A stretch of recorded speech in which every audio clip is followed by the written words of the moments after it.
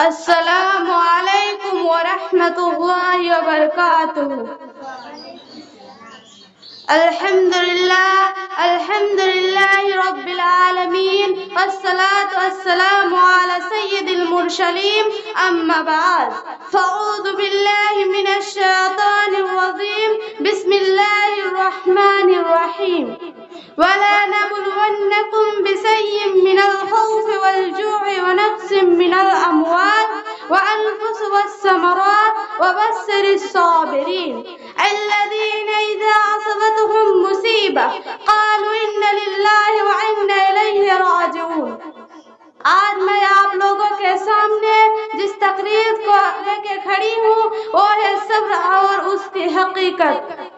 یعنی اللہ تعالیٰ تم کو ضرور آزمائیں گے، خوف سے، بھوک سے، مال و جان کی کمی اور فلو کی کمی سے، مگر ایسے صبر گزار لوگوں کو بشارت سنا دیجئے کہ جن لوگوں نے مصیبت لاحق ہوتے ہیں تو کہتے ہیں بلا صبح ہم اللہ کے لیے ہیں اور اسی کے طرف لوٹ کر جانے والے ہیں۔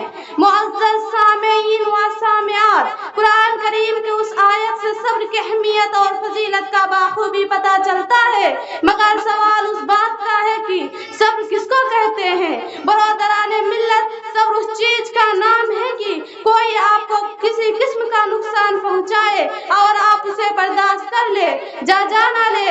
حقیقت میں بھی صبر نہیں ہے، بلکہ صبر کا معنی تکلیف کا احساس ہونے کے باوجود نفس کا ناراض ہونے سے اپنے آپ کنٹرول کرنا۔ میرے عزیز ساتھیوں، صبر ایک ایسی اہم چیز ہے کہ قرآن کریم میں تقریباً 70 جگہوں میں اس کا ذکر آیا ہے۔ چنانچہ ارشاد ربانی ہے ان اللہ مع الصابرین۔ اللہ کے نبی صلی اللہ علیہ وسلم کے حیات طیبہ پر نظر ڈالو، ذرا ان کے مشائب کا تصور کرو جو دعوت حق کے راہ میں حضور صلی اللہ علیہ وسلم نے جھیلے صاحب ابو طالب میں گزارے گئے 3 سالوں کو یاد کرو، جن میں سوار کونین صلی اللہ علیہ وسلم اور ان کے خاندان بنو حاسب کا یہ حال تھا۔ کسی شاعر نے کیا ہی ٹھوس انداز سے اس کا نقشہ کھینچا ہے۔ تڑپنا بھوک سے کچھ روز آخر جان دے دینا، تڑپنا بھوک سے کچھ روز آخر جان دے دینا، وہ ماؤں وہ فلک کو دیکھنا چپ چاپ رو دینا۔ گزارے 3 سال اس رنگ سے ایمان والوں نے، گزارے 3 سال اس رنگ سے ایمان والوں نے، دکھا دے شان استقلال آپ نے شان والوں نے۔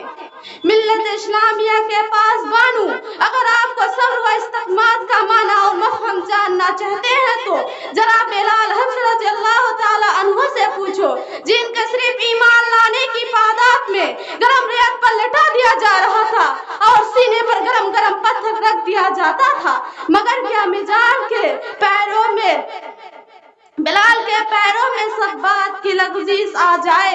ایسی حالات میں حضرت بلال رضی اللہ تعالیٰ عنہ کی زبان سے صرف عہد عہد کی آوازیں گونجتی تھی۔ ملت اسلامیہ کے پاس بانو